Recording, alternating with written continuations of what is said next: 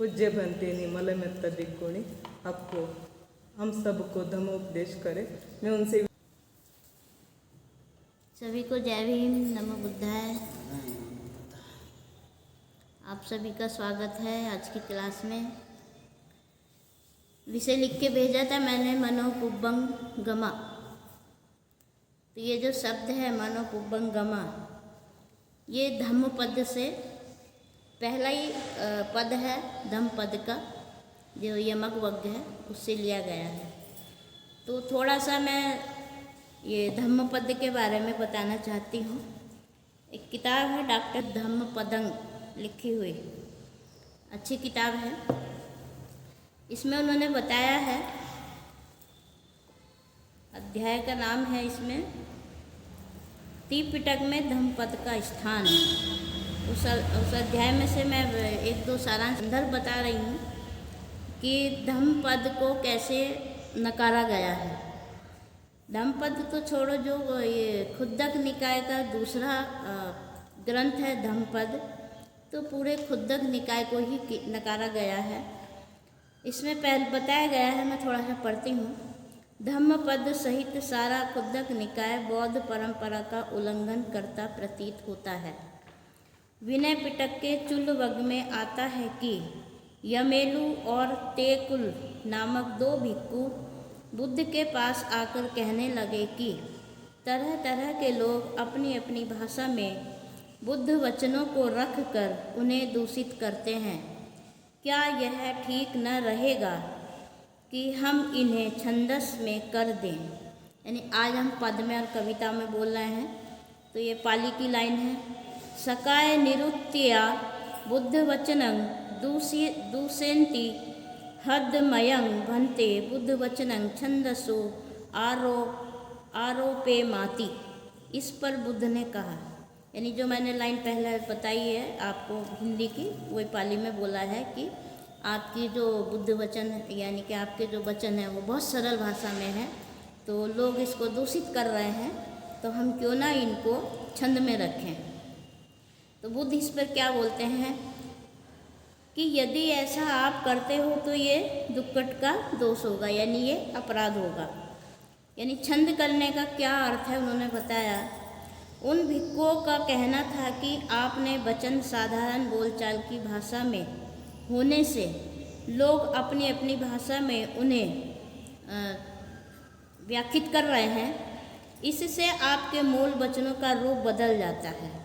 हम यदि इन्हें छंदोबद्ध कर दें, पद में बना दें, तो उन पदों में मात्राओं और वर्णों की गणना और स्थिरता के कारण एक मूल रूप स्थिर रहेगा।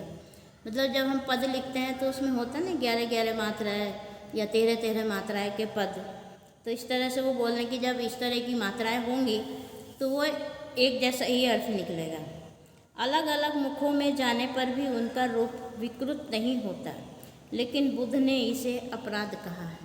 यानी यदि आप ऐसा करते हैं तो ये अपराध है। ऐसा नहीं कि बुद्ध ने केवल छंदोबद्ध अर्थात पद में रचना का निषेध किया हो, यानी छंद का ही नहीं किया। संयुक्त निकाय में आता है कि उन्होंने कविता व पद में रचनाओं से भी सचेत रहने को कहा है, यानी इसको हम कविता के माध्यम से भी नहीं कहें। भिक्खुओं, भविष्य काल में भिक्खु ऐसे ही बन जाएंगे। बुद्ध ने जो गंभीर उपदेश दिए हैं, गंभीर कार्य वाले लोकोत्तर शून्य प्रति, यानी कि जो बुद्ध के धर्म है वो बड़े गंभीर हैं। आगे वो बुद्ध क्या बता रहे हैं कि जब हम इसको पद में कर देंगे तो जो और अन्य श्रावक हैं, अन्य लोग आने वाले हैं, तो वो कविता, सुंदर अक्षर, सुंदर व्यंजन वाले सुक्त बनेंगे। उन्हीं के कहे जाने पर कान यानी कि ध्यान देंगे, सुनने की इच्छा करेंगे। जैसे हमें आज कोई गाने वाने गाए, कविता गाए तो हमें अच्छा लगता है, और अगर हम उपदेश दे रहे हैं या कोई अच्छी बात बता रहा है तो वो हमें अच्छा नहीं लगता है। ऐसे ही होता है ना, संगीत में आदमी खो जाता है।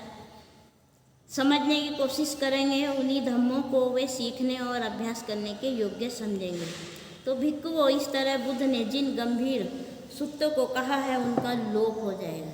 यानी बुद्ध जो उपदेश में बताया है व्यवहार के लिए कैसे आचरण करना चाहिए वो लोप हो जाएगा।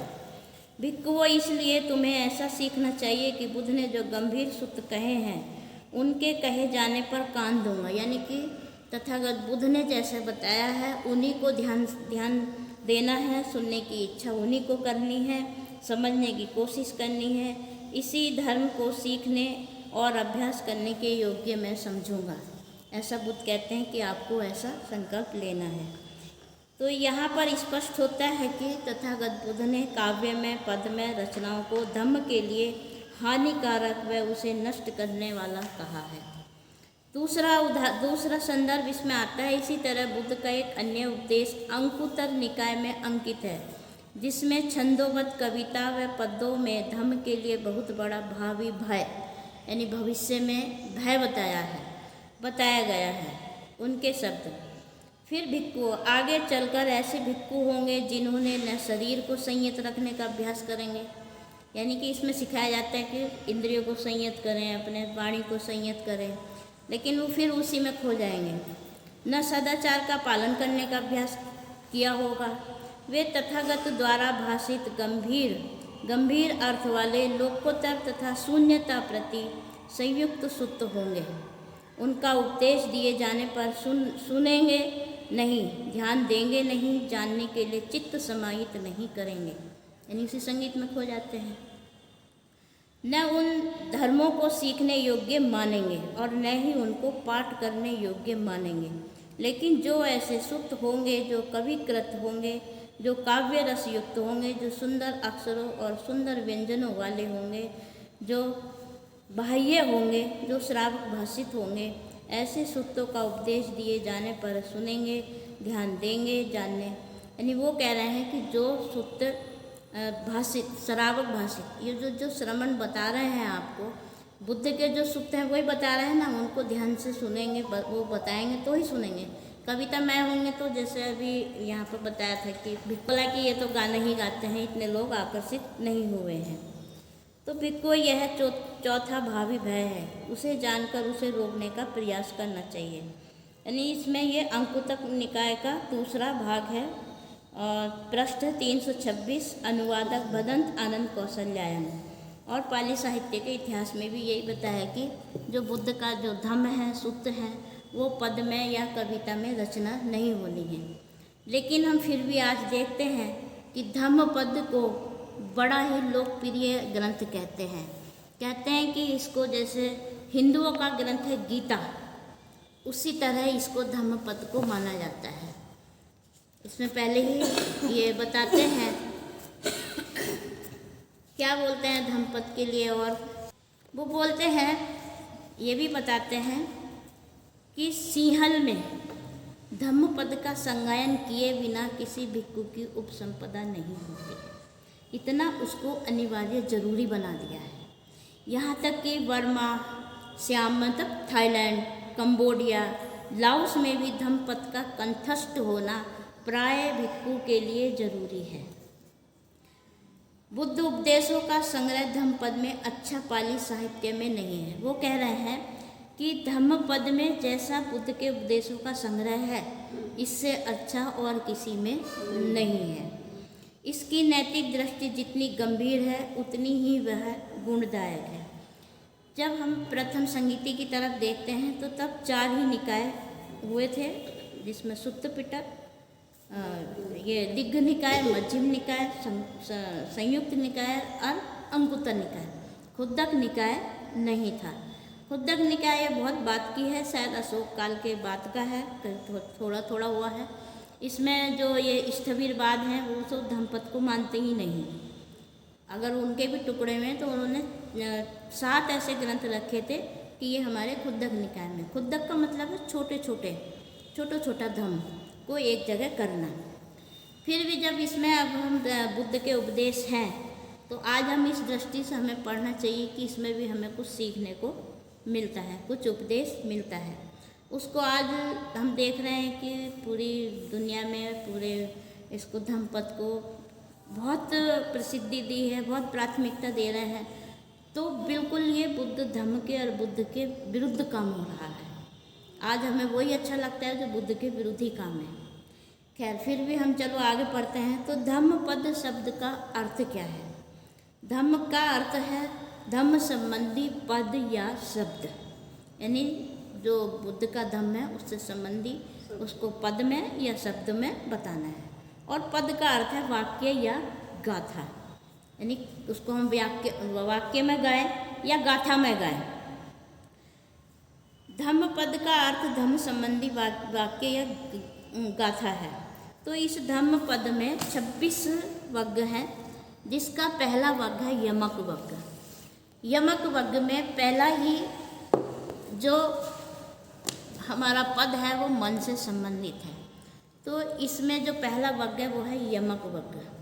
यमक का मतलब है जोड़ा, यानी जोड़े से 2 गाथाओं को इसमें बोला जाता है। तो पहली 2 गाथा एक यमक यानी कि एक जोड़ा, फिर 2 दूसरी गाथा यानी कि दूसरा यमक दूसरी गाथा। तो पहला यमक क्या है इसमें? मनो पुब्बं गमा धम्मा मनो सेठा मनोमया मनसा चे पदुत्थेन भासिति वा करोति वा ततो नंग दुख मनवेति चक्कं व बहुतो पतन। दूसरा इसका विपरीत है। पहली लाइन वही है, मनो पुब्बं गमा धम्मा मनो सेठा मनोमया मनसा चे पस्सनेन भासिति वा करोति वा ततो नंग सुख मनवेति छाया व अन्नपायिनी। यानी पहली लाइन है मनो पुब्बं गमा, यानी मन ही प्रधान है, मन में ही पहले बात आती है।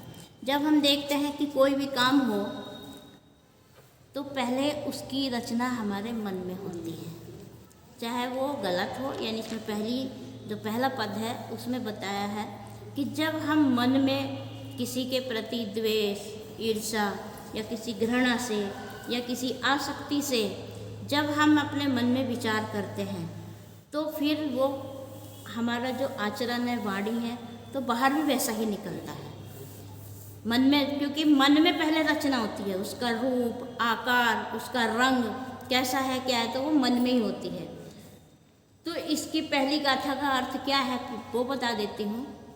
सभी कार्य सबसे पहले मन से आरंभ होते हैं।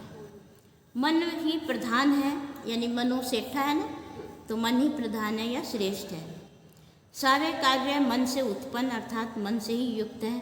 जब कोई व्यक्ति अपने मन को मैला करके, यानी वो विकार युक्त करके, यानी कि जैसे द्वेष, ईर्ष्या, लोभ से रखता है मन में, तो वाणी वैसी निकलती है और शरीर से भी वैसी कार्य होते हैं। तो उस कारण से दुख उसके पीछे पीछे ऐसे हो लेता है जैसे किसी रथ या बैलगाड़ी के चक्के बैल के पैरों के पीछे पीछे हो लेते हैं। यहाँ पहले ये बताया गया है कि जब हम कुछ भी करने की सोचते हैं, चाहे वो मतलब यहाँ पहली पद के अनुसार बता रही हूँ कि जब हम किसी के, मान लीजिए हमारे जीवन में कोई घटना हुई, किसी से हमारी थोड़ी सी लड़ाई हुई, थोड़ा मनमुटाव हुआ, तो उस घटना को हम बार बार याद करते हैं, अपनी स्मृति में स्मरण करते हैं कि उसने ऐसा कहा, वैसा कहा, तो वो कहीं ना कहीं धीरे धीरे एक हमारे मन में बड़ी खटास पैदा हो जाती है, बड़ा विरोध पैदा हो जाता है। तो उससे क्या होता है, हमारे अंदर द्वेष पैदा हो जाता है। यानी फिर वो अगर चाहे कितना भी अच्छा करे, हमें कड़वा ही लगता है। जैसे मान लीजिए हमारा कोई यार दोस्त है, वो हमारे साथ बहुत अच्छा व्यवहार करता है, लेकिन इत्तेफाक से कोई गलत कर जाए या हमें कुछ गाली दे दे, तो फिर वो चाहे कितना भी अच्छा बोले, कितनी भी अच्छी बात करे, हम उसको भूल नहीं पाते हैं। हम ये तो ऐसे ही बोलता है, ऐसे ही करता है, इस पे कुछ नहीं आता है, ऐसे नहीं होता है, इस तरह के बात करते हैं। तो मन को ये बोला है कि वो एक ज़मीन है और उस ज़मीन में जैसा बीज बोएंगे, तो कैसा बीज बोएंगे? शुरुआत कहाँ से हुई हमारी विकृत मन की? क्रोध से। हमने क्रोध का बीज बोया। उस बीज को जब हम बोएंगे और बार बार उसको याद करेंगे, स्मृति में रखेंगे, उसको जैसे ही देखेंगे उसके प्रति ईर्ष्या उत्पन्न होंगे, तो वो एक वृक्ष बन के पैदा होगा। कैसा वृक्ष? झगड़े का वृक्ष, द्वेष का वृक्ष। उसको हम देखना पसंद नहीं करेंगे। तो इसलिए उस जमीन में संस्कार रूपी हमने बीज कौन सा बोया? क्रोध का। और उस क्रोध को हम बार बार याद कर रहे हैं, तो यानी उसको खाद पानी मिल रहा है। जब बीज को खाद पानी मिलेगा तो वो पौधा भी होगा, बढ़ेगा भी, तो वो कौन सा वृक्ष निकलेगा? लड़ाई झगड़े का वृक्ष बन के उत्पन्न होगा। तो उसकी वो वृक्ष इतना बड़ा हो जाएगा, इतनी बड़ी शाखाएं हो जाएंगी कि वो जो क्रोध है हमारा, छोटा सा था उस समय, आज इतना बड़ा हो गया है कि हम उससे ही नहीं, उसके परिवार से भी, उसकी जाति से भी, उसके समाज से भी हम अंदर नफरत पाल लेते हैं। लेकिन क्या हम उससे नफरत पाल रहे हैं तो दुख किसे हो रहा है? दुख हमें हो रहा है। तो इसीलिए इसमें ये बताया गया है कि जब हम बार बार उसको सोचते हैं, स्मरण करते हैं, उसके लिए हम फिर गलत प्रचार भी करते हैं, फिर उससे क्रोधित भी होते हैं, तो हम अपने लिए दुख पैदा कर रहे हैं। जब अपने लिए दुख पैदा कर रहे हैं तो वो हमारे पीछे चला आता है। इसमें उपमा क्या दी है? जैसे बैलगाड़ी के पहिए बैल के पीछे पीछे चलते हैं। अब यहाँ जो उपमा है, समझने वाले समझेंगे, ये समझ में नहीं आया, क्योंकि बैल चल रहे हैं तो पहिए भी चल रहे हैं, तो उपमा कुछ फिट नहीं बैठ रही है। लेकिन हम इसको इस दृष्टि से देखेंगे कि वो जो बैल चल रहे हैं, बैल पहिए को खींच रहे हैं, यानी रथ को खींच रहे हैं, तो पहिए चल रहे हैं। तो यहाँ क्या बताया? पहिए की तरह दुख पीछे पीछे आएगा। तो पीछे पीछे एकदम से दुख नहीं आता है, क्योंकि बैल तो जब चलेंगे तभी गाड़ी चलेगी। लेकिन मन हर स्थिति में काम करता रहता है, मन हमेशा चलता रहता है। तो यहाँ ये बताया है कि अगर हम गलत प्रवृत्ति के तहत मन में ईर्ष्या द्वेष रखेंगे तो जो हमारे विचार हैं वो भी गलत होंगे, हमारा जो आचरण है वो भी अशुद्ध होगा, हमारी जो वाणी है वो भी कठोर होगी। इस कारण से हमारे पीछे पीछे दुख आएगा। अगर हम उसको खाद पानी देते रहेंगे तो वो दुख बढ़ता रहेगा। तो यहाँ पर थोड़ा सा हमें ये समझना है कि मन में कैसे विचार रखने हैं। मिथ्या दृष्टि से, मिथ्या विचार से, ईर्ष्या द्वेष से हमारे पीछे पीछे दुखी रहेगा। अब यदि वो मन में ये सोच ले कि भाई चलो घटना हो गई, अभी छोड़ो, मैं क्यों बार बार याद करूँ उसको, है ना, क्षमा कर दे, तो वो खाद पानी, उसको जो खाद मिल रहा है वो बंद हो जाएगा। बंद हो जाएगा तो फिर वो पौधा सूखने लगेगा। सूखने लगेगा तो वो जो झगड़ा रूपी पौधा है, वृक्ष है, वो धीरे धीरे डाउन होने लगेगा। ये जो दूसरी गाथा है हमारी, इसमें यही बताया है कि जब मन में हम सम्यक विचार, करुणा, मैत्री, क्षमा करने की अपनी प्रवृत्ति हो जाए और ये सोच रहे कि उसको इग्नोर करें बार बार, तो फिर हमारा जो मन है वहाँ से उसमें शुद्ध विचार, शुद्ध वाणी, शुद्ध आचरण होगा शरीर से भी, क्योंकि मन शुद्ध हो रहा है ना। जब मन शुद्ध हो रहा है तो उसमें हम कौन से बीज बोल रहे हैं? अभी क्षमा के बीज बोल रहे हैं, मैत्री के बीज बोल रहे हैं, करुणा के बीज बोल रहे हैं। तो फिर जब उसका वृक्ष बनेगा तो कैसा बनेगा? उसमें वृक्ष भी वैसा ही निकलेगा ना, मैत्री का, करुणा का, एकता का, अपने कल्याण के साथ साथ समाज की भलाई का, परिवार की भलाई का, इस तरह से उसमें वृक्ष उत्पन्न होगा। तो इसमें दूसरी गाथा में क्या उपमा दी है? उपमा ये दी है कि यदि हमारा मन शुद्ध होगा तो हमारी शुद्ध वाणी होगी, शुद्ध आचरण होगा, तो हमारे पीछे सुख वैसे ही आएगा जैसे हमारी परछाई। और परछाई कब बनती है? कभी सोचा परछाई कब बनती है? रात के समय बनती है, यानी जब प्रकाश पड़ रहा हो हम पर, जब हम पर प्रकाश पड़ेगा तभी परछाई बनेगी ना। और प्रकाश नहीं होगा, अंधेरा होगा, तो परछाई आएगी क्या? नहीं आएगी। तो यहाँ कहने का मतलब ये है कि जब हमारा मन शुद्ध होगा, हमारे मन में मैत्री पैदा हो जाएगी, करुणा पैदा हो जाएगी, हम शीलों का पालन करने लगेंगे, धर्म का पालन करेंगे, तो हमें सही गलत की पहचान होगी। सही गलत की पहचान होगी तो हम फिर सही पर चलेंगे, यानी हमारे अंदर प्रज्ञा उत्पन्न हो गई है।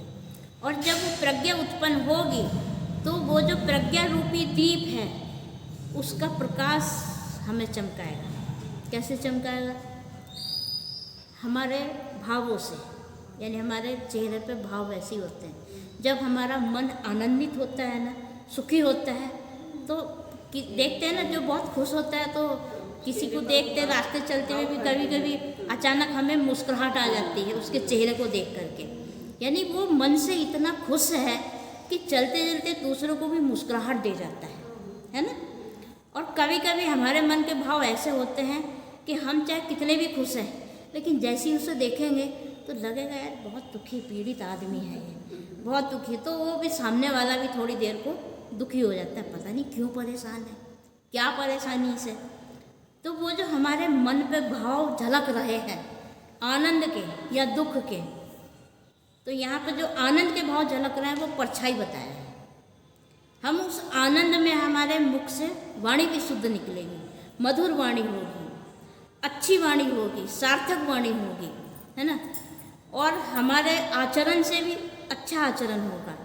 हम सीलों का पालन करें नहीं, किसी तरह से भी हम कोई गलत काम नहीं करेंगे, तो इसलिए उसको परछाई बताया है।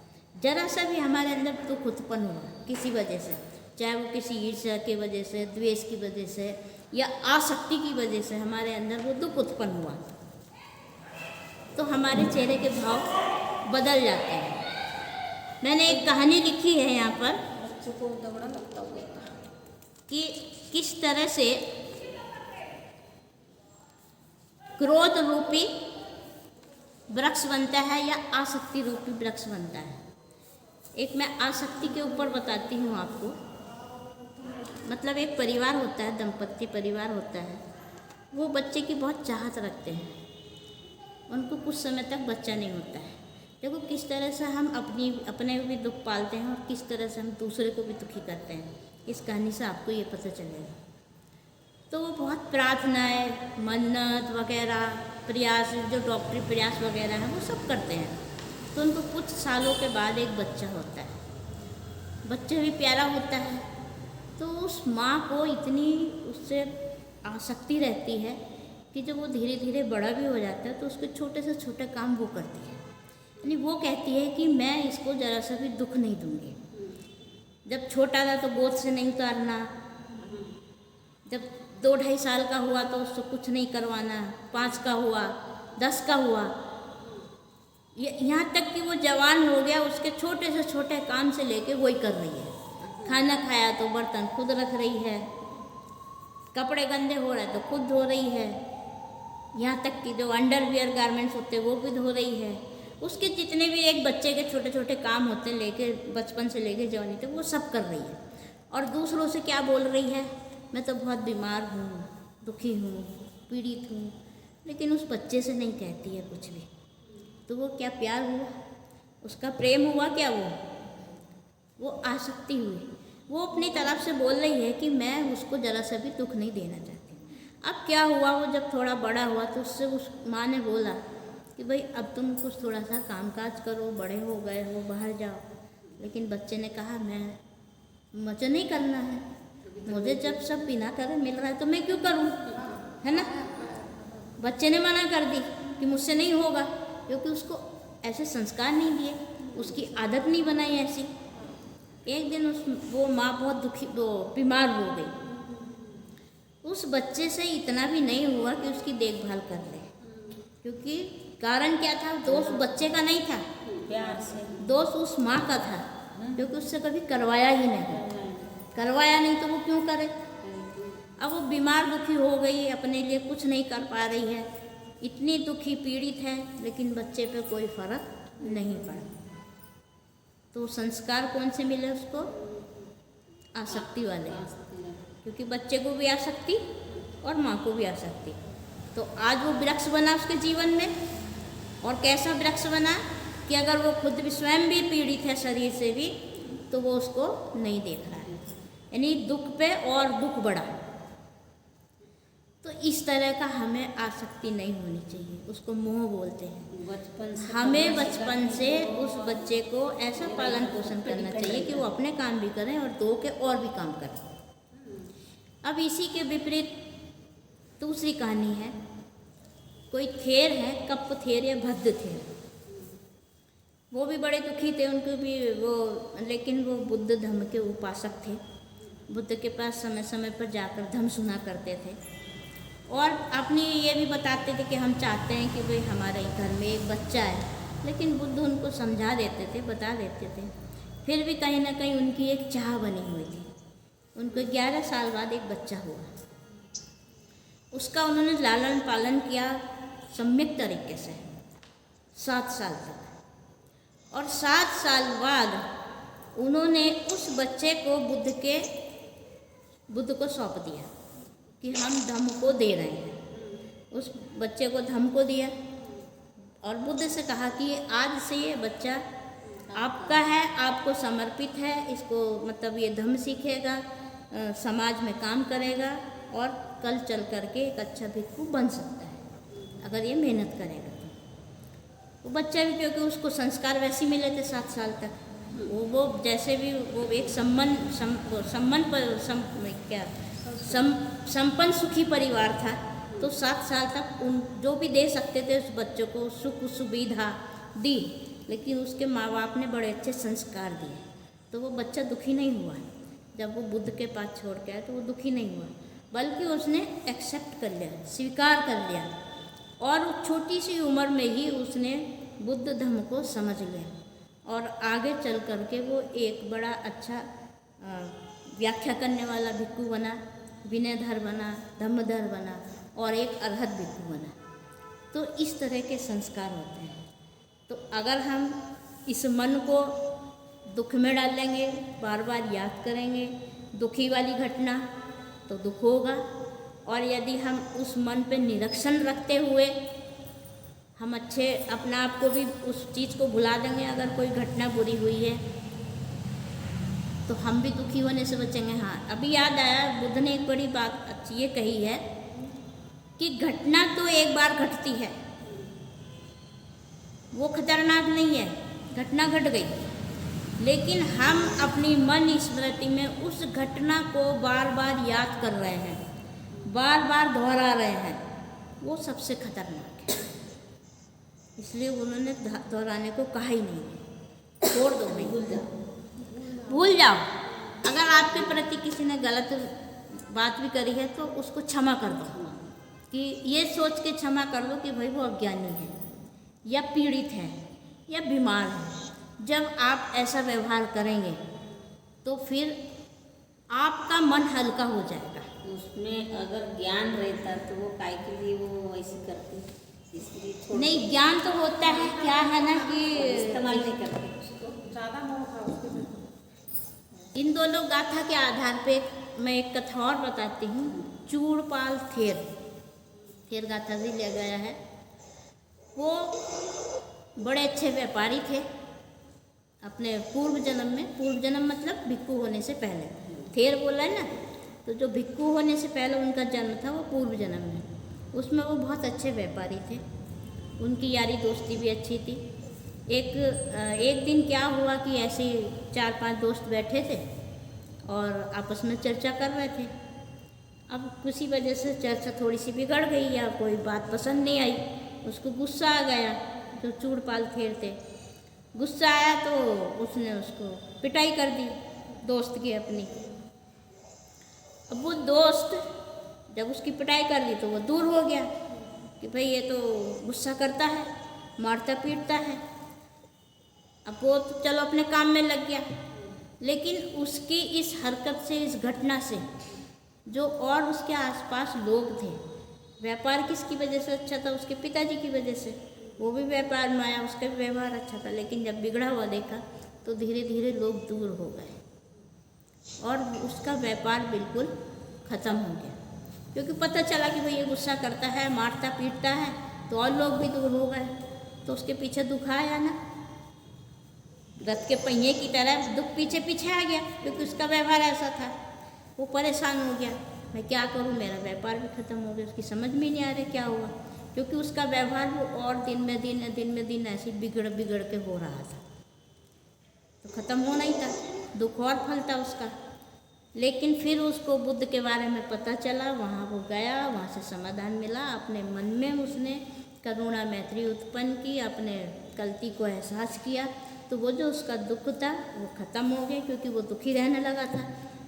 अब तो वो जब भिक्खु बन गए तो व्यापार की तो चिंता ही नहीं है। तो इस तरह से ये कहानी थी। अब इसमें आगे जो दूसरा यमक है, मैं पहले क्या बताया है वही जो अभी पीछे बताया है कि उसने मुझे मारा है, उसने मुझे लूटा है, उसने मुझे गाली दी है, उसने मुझे किसी चीज़ में हरा दिया है। हम इस चीज़ को बार बार एक गांठ बांध लेते हैं, याद करते रहते हैं, तो उससे क्या उत्पन्न हो जाता है? वैर उत्पन्न हो जाता है, और वो वैर शांत नहीं होता है, वो वैर बढ़ता ही रहता है। उस वैर से जब जितनी बार याद करेगा वो वैर बढ़ता ही रहेगा। क्या बोलते हैं इसमें, जो व्यक्ति यह सोचते रहते हैं कि उसने मुझे गाली दी, मुझ पर आक्रोश मतलब गुस्सा किया, मुझे अपमानित किया, उसने मुझे मारा पीटा, उसने मुझे पराजित किया, उसने मेरा धन सामान आदि लूट लिया, वस्तुओं को चुरा लिया, इत्यादि बातों को अपने मन में दोहराते हैं, तो बार बार पाठ करते हैं, मन में पकड़ कर रखते हैं, तो उनकी शत्रुता या वैर समाप्त नहीं होता है। अर्थात जो व्यक्ति इस प्रकार की बातों को बार बार ले करके बार बार सोचता है तो द्वेष उत्पन्न होगा, तो द्वेष मतलब क्रोध आना, द्वेष उत्पन्न होगा तो फिर ईर्ष्या भी उत्पन्न होगी, ईर्ष्या उत्पन्न होगी तो फिर कहीं ना कहीं हम विरोधी काम करेंगे, विरोध में ही जाएंगे, जैसे अभी शुरू में ही बताया गया। तो इसमें ये बता रहे हैं कि बार बार जो हम शब्दों को याद कर रहे हैं, बता रहे हैं, तो वो घटना बीत गई है, लेकिन हम अपने को पीड़ित कर रहे हैं। दूसरे को तो हो सकता है दूसरे ने माफ़ कर दिया हो, लेकिन हम पीड़ित कर रहे हैं अपने को बार बार। दूसरी गाथा में क्या कहा कि अगर हम इन सबको छोड़ दें कि उसने चलो मुझे मारा तो कोई बात नहीं, मुझे हरा दिया तो कोई बात नहीं, तो जब हम इस तरह की बात करेंगे तो कड़वाहट ख़त्म हो जाती है। इस पर एक कहानी बताती हूँ मैं, आपकी समझ में आएगी। एक दफ्तर है, वहाँ पर दो व्यक्ति मतलब दोस्त की तरह भी हैं और सहकर्मी हैं, मतलब वो तो चर्चा करके अपना बिजनेस चलाते हैं। तो एक का नाम है सुरेश और एक का नाम है अजय। तो एक दिन क्या हुआ, जो सुरेश नाम का व्यक्ति है उसने अजय के काम करने में कुछ कमी निकाली, लेकिन अजय बोला कि नहीं मैं तो अच्छा कर रहा हूँ, तुम कैसे बोल रहे हो। सुरेश ने फिर समझाने की कोशिश की कि नहीं भाई ये काम इस तरह से नहीं, ऐसे होगा। तो अजय मानने के लिए तैयार ही नहीं हुआ कि नहीं मैं सही हूँ, मैं गलत नहीं हूँ। तो सुरेश को गुस्सा आ गया और उसने उसको गाली दे दी। अब क्या हुआ, उसने गाली दे दी, समय बीत गया, ठीक है, फिर अगले दिन से दोनों काम पे आने लगे। सुरेश तो अपना काम जैसे कर रहे थे वैसे ही कर रहा था वो, लेकिन अजय का क्या हुआ कि वो बार बार उस घटना को याद कर रहा है, इसने मुझे कल गाली दी है, मैं इसे बताऊंगा, मैं भी इसको सबक सिखाऊंगा। अब उसको जब वो देखे तो उसी बात को याद करे कि उसने मुझे गाली दी तो दी कैसे, मेरे काम में कमी निकाली तो निकाली क्यों। तो हुआ क्या कि अब जो अजय काम जो थोड़ा बहुत ठीक ठाक कर रहा था वो काम भी उसका गड़बड़ होने लगा। अब उसको कौन समझाए, क्योंकि एक तो उसका अहंकार बोल रहा है और दूसरा वो उससे बदला लेने की भावना बोल रही है, तो उसका काम बिगड़ने लगा। सुरेश ने चाहा उसके पास जाऊं, लेकिन हिम्मत नहीं हुई कि भाई कहीं फिर ऐसा इसका जो व्यवहार बिगड़ रहा है।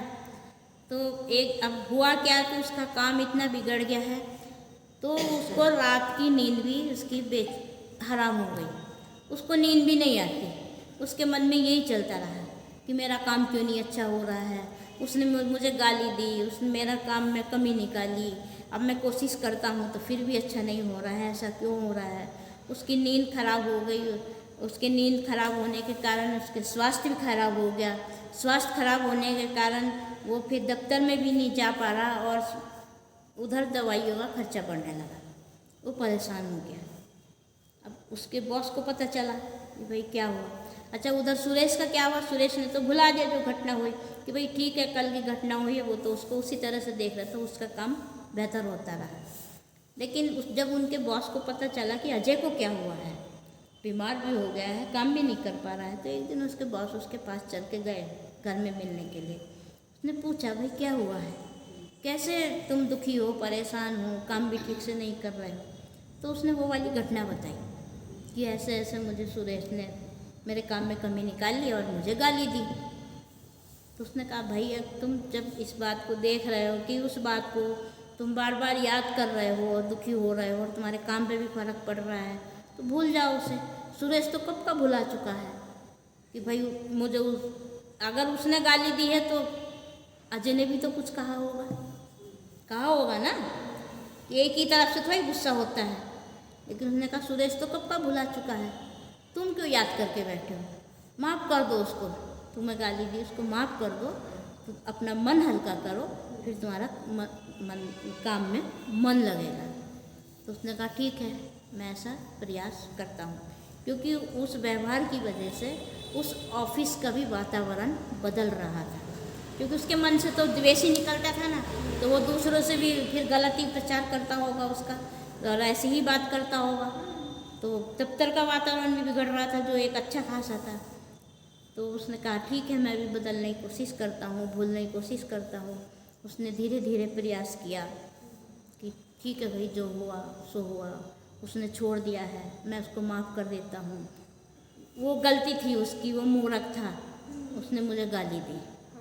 धीरे धीरे जब उसने अपना ऐसा मन पे काम करना शुरू किया तो वो धीरे धीरे शांत हो गया। तो अब उसको नींद भी आने लगी, तो स्वास्थ्य अच्छा हो गया तो उसका काम में भी मन लगने लगा, तो फिर दफ्तर का जो वातावरण बिगड़ा था वो भी अच्छा हो गया। तो हमें यही सिखाते हैं कि अगर हम वैर ही करते रहें तो वैर से वैर शांत नहीं होता है। वैर किससे शांत होता है, जब हम दूसरों के प्रति मैत्री करुणा रखेंगे, क्योंकि इसमें सबसे बड़ी बात यह है जो भी उद्देश्य है इसमें दूसरों के लिए कम अपने लिए ज़्यादा बताया जा रहा है। हम बैर रख रहे हैं लेकिन उससे ज़्यादा दुखी तो हम हो रहे हैं ना, हो रहा है कि नहीं हो रहा है। हाँ, तो इस तरह से ये दूसरी और तीसरी और दूसरी गाथा का ये अर्थ निकलता है कि कितना भी गलत व्यवहार हमारे साथ हुआ हो उस घटना को हमें वहीं भुला देना चाहिए। जैसे हम गाड़ी से जा रहे हैं, हमारा एक्सीडेंट हो गया तो हम बार बार थोड़ी याद करेंगे कि हमारा फिर ऐसी एक्सीडेंट हो, है ना। हम तो फिर जागरूक होकर चलेंगे कि भाई मेरा एक्सीडेंट दोबारा ना हो, मैं दोबारा मेरे हाथ पैर ना टूटे। तो इस तरह से अगर इस तरह की कोई घटना भी होती है तो वहाँ भी भुला देना चाहिए। पांचवी और छठी गाथा है मन पे ही।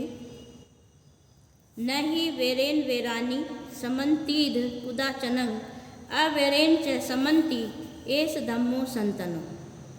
छठी है परे च न विजानती मय मेथ यमामसे ये च तथ विजानंती ततो समंती मेधगा।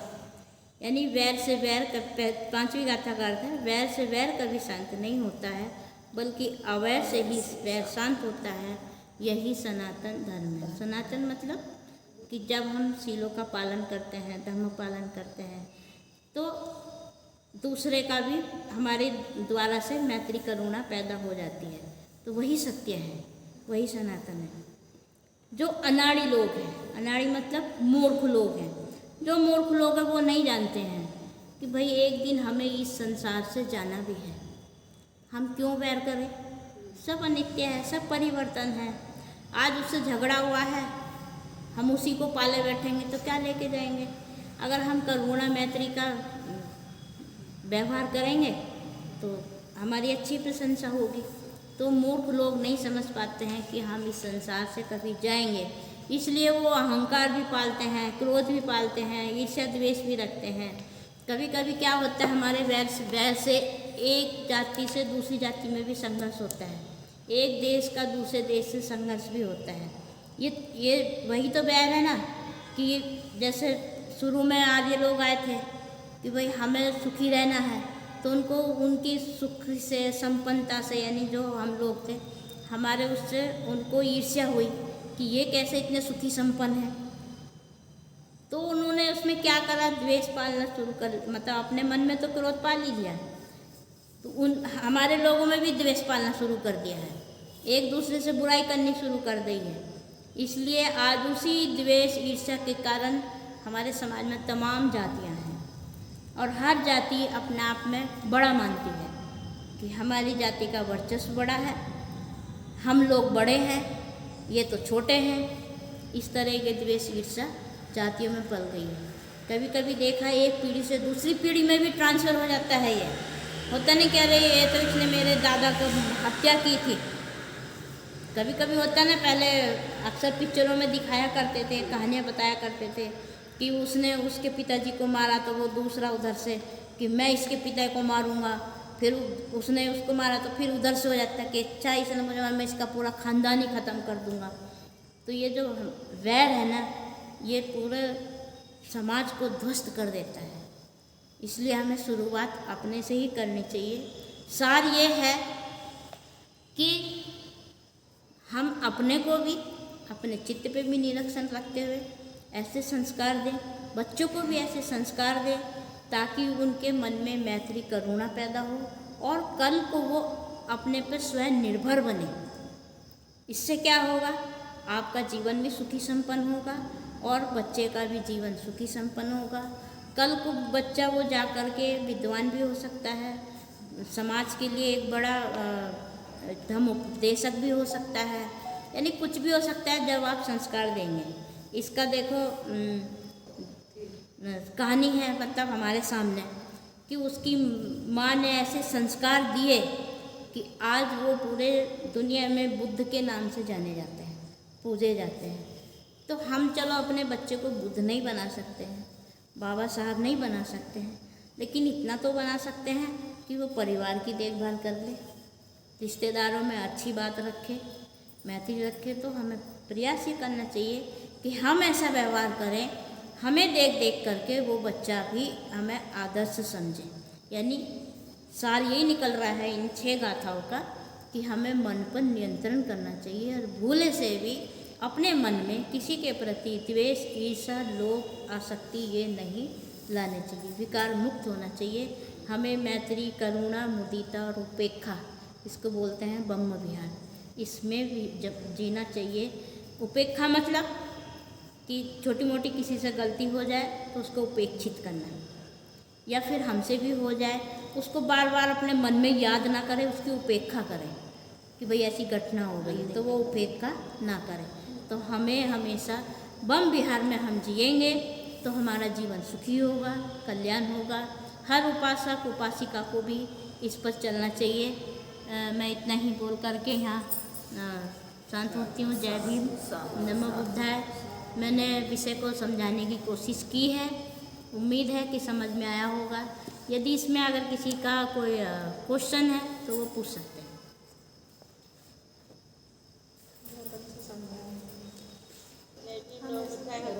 जय भीम। आपका इसमें कुछ सवाल है? चलो अच्छी बात। जी जी बोलिए पुष्पा जी। बहुत अच्छे से समझाया, बहुत अच्छा लगा जी। और समझ में। जी कुछ क्वेश्चन है? नहीं नहीं, तो ठीक है। जय भीम। नमो बुद्धाय। जी मनीषा जी बोलिए। हाँ मोती जी, मुझे ये पूछना था, अगर हम किसी को बोल देते हैं ईर्ष्या, द्वेष या क्रोध के वश में किसी को बोल देते हैं और फिर बाद में हमें लगता है कि हमने वैसा बोलना नहीं चाहिए, और बार बार उसका रिपीटेशन होता है, फिर अपन उसी बातों में चलते हैं, तो फिर उससे बाहर निकलने के लिए क्या करना चाहिए? सबसे पहले तो जब आपने महसूस कर लिया है कि मेरे से ये गलत व्यवहार हुआ है, तो जिसके साथ वो गलत व्यवहार हुआ है आप उससे माफ़ी मांग सकते हैं, अगर वो आपके आसपास है तो। और बोल सकते हैं कि भाई उस दिन पता नहीं क्या हो गया था, मुझे मेरे मन में कुछ गुस्सा था या कहीं और की बात थी, तो मुझे उसके लिए माफ़ करें। और उसके साथ साथ अपने आप को भी माफ़ करें और कोशिश ये करें कि जब आगे किसी के साथ व्यवहार हो तो अपने आप पर निरीक्षण रखते हुए, अपने मन पर निरीक्षण करते हुए अच्छी वाणी का प्रयास करें। उसका यही उपाय है। अच्छा, क्योंकि सामने वाले का व्यवहार वैसा हो जाता है तो फिर अपने कंट्रोल करते हैं अपन 5-6 बार, बहुत टाइम कंट्रोल करते हैं, फिर बाद में ऐसा लगता है कि अभी बोल देना ही ठीक है, फिर चाहे कुछ भी हो जाए, फिर बाद में ऐसा लगता है बोलना गलत था, ऐसा भी हो जाता है। देखो क्या होता है ना, जब हम अपने स्मृति में तो सोचते ही हैं बार बार कि चलो याद हो गया है, लेकिन हमें भी थोड़ा कहीं ना कहीं हम उनको क्या बोलते हैं उसको इंटेंशन देने लगते हैं।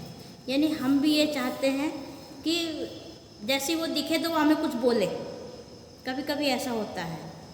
तो नहीं, इस पे एक बात बताती हूँ मैं। अभी रात ही एक सुन रही थी मैं एक वीडियो, तो उसमें बता रहे थे कि चुप रह करके किसी दूसरे को पछतावा करवाना कैसे। कभी कभी क्या होता है कि जैसे ही दूसरे को ने देखा और हमने कुछ बोला तो हमें लगता है कि ये भी हमें कुछ बोले। जैसे हमारी आदत होती है कि बच्चा ऐसा नहीं, ऐसा कर, ये गलत है, ये सही है, तो बच्चा और क्या करता है, वो ज़्यादा उस हरकत को करता है।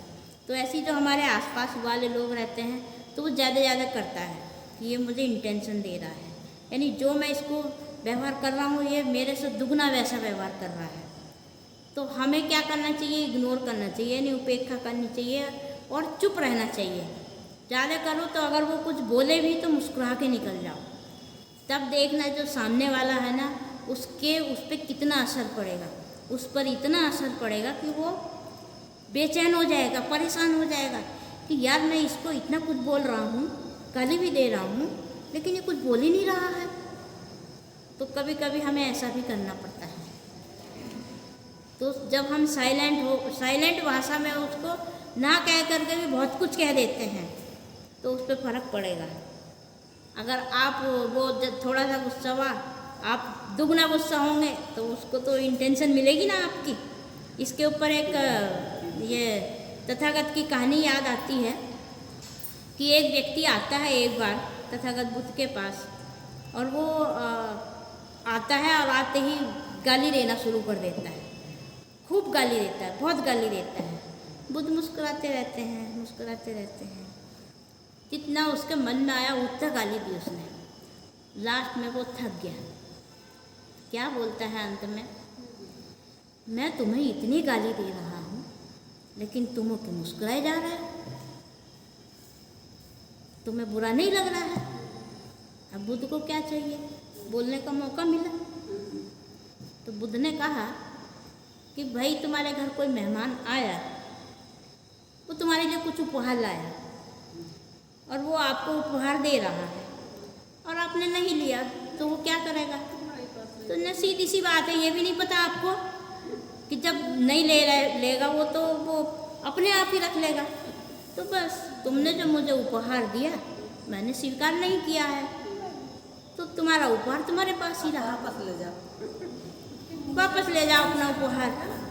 तो हमें भी कभी कभी ऐसा व्यवहार करना पड़ता है कि सामने वाला अगर क्रोध का, ईर्ष्या का, द्वेष का, गाली का कोई उपहार दे रहा है तो हम उसको अपनी मौन अवस्था में रख करके उसका उपहार उसको वापस कर देना चाहिए।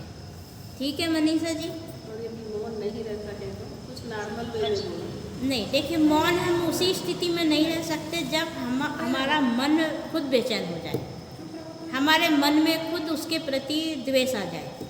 यानी इसने मुझे एक गाली दी तो मैं इसको 2 गाली दूँगा, तो मैं कम हूँ क्या। तो कभी कभी शांत रहना पड़ता है। जहाँ कहीं हमारे हक अधिकार छीन रहे हैं तो बाबा साहब ने कोर्ट में बताया ना, लड़ाई लड़ो। जब कहीं समाज के घर गृहस्थी की बात आती है तो कोर्ट में लड़ो, लेकिन अपने मुंह से बोल करके अपना भी दुखी करो और दूसरे को भी दुखी करो। तो मनीषा जी सेटिस्फाइड? हाँ जी हाँ। बहुत सी छोटी छोटी बातें जैसे पासपोर्ट पे होते रहती है, तो मतलब तो लेकिन कुछ नॉर्मल वे में उसको तो समझाइए जैसे वो वो उसका अंत सिरा है कोर्ट में ले जाना। पहले जितना हो सकता है प्यार से, मैत्री से, करुणा से उसको हल करने की कोशिश करें। अगर हमारा आपस में, देखो सबसे अच्छा तरीका क्या है, चर्चा करना। हमारे रिश्ते कब बिगड़ते हैं, जब हम आपस में एक दूसरे से बात करना छोड़ देते हैं कि ये तो ऐसे ही बोलती है, ये तो ऐसे ही बोलती है। तो क्या होता है, हम सोच कुछ और रहे हैं, सामने वाला कुछ और समझ रहा है, सामने वाले के मन में कुछ और है, हम कुछ और समझ रहे हैं। तो जब हम बैठ के बात करेंगे, मान लो कुछ हो भी जाए, कि ठीक है भाई दोनों बैठे हैं आपस में कि चलो जो हुआ सो हुआ, उसे छोड़ दो, आगे बढ़ते हैं। तो हमें चर्चा करनी चाहिए, ना कि गुस्से में वो दुगना, वो एक गाली दे रहा है तो हम 2 गाली दें। गुस्से में जितना बोलोगे उतने रिश्ते बिगड़ेंगे। उस समय वहाँ से हट जाओ, जब आपके मन में गुस्सा द्वेष होगा। तो बाद में बैठ कर चर्चा करो, जब वो भी शांत हो जाए और हम भी शांत हो जाए, चाहे वो घर हो या पड़ोस हो। तो हम घर के भी और पड़ोस के भी रिश्ते मधुर ऐसे ही बना सकते हैं। जी तो यहाँ पर रुके हम। चलिए, सभी को जय भीम, नमः बुद्धाय। आपने मुझे ध्यान से सुना, इसके लिए बहुत बहुत धन्यवाद आपका भी। ऐसे ही समय समय पर धम्म सुनते रहें और अपना शील पालन करते रहें, तो आपका जीवन भी सुखी होगा और जीवन में मंगल होगा। अभी धम्म पालन गाथा करते हैं, फिर उसके बाद हम क्लास खत्म।